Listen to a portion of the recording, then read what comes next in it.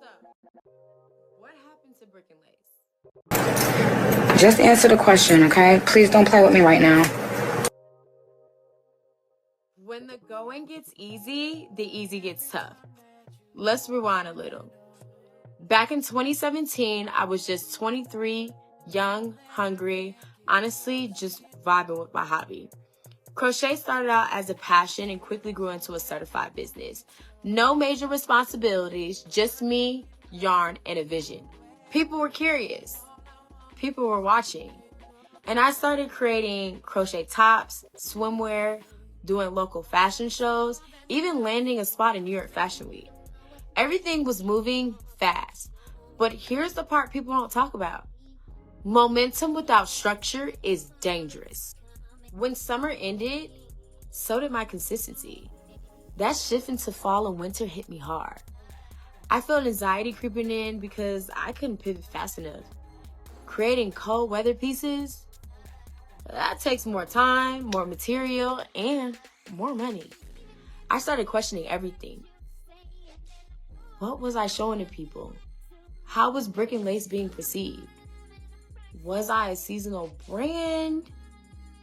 Who was I really making clothes for? Those unanswered questions made me pause all production. I told myself, I'll get back to it when I'm ready. But ready turned into silence. I stopped engaging. I stopped posting. I disappeared from my platforms, not because I didn't care, but because I didn't feel aligned. Then came the website saga. My biggest stressor. This is fine. I'm okay with the events that are unfolding currently. That's okay.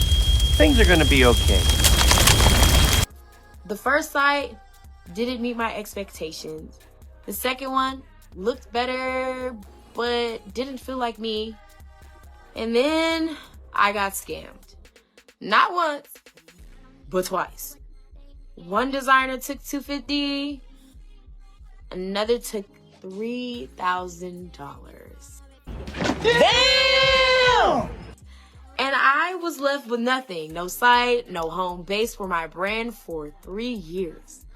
I eventually moved my products to Etsy, which was a hit or miss, but there was one moment that brought spark, and that was the Courtney bucket hat.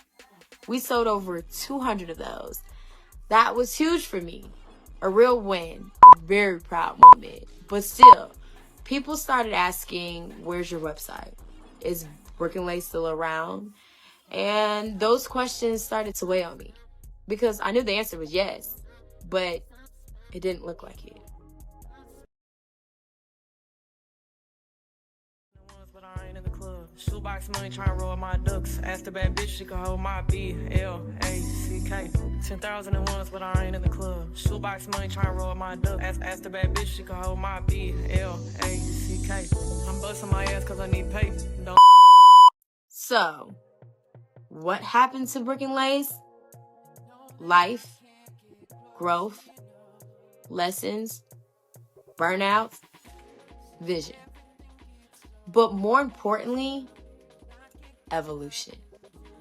I've been rebuilding, relearning, reconnecting with why I started this in the first place. And now I'm ready to return with something timeless, bold, and authentic. Brick and Lace isn't gone. It's just getting started. Stay tuned.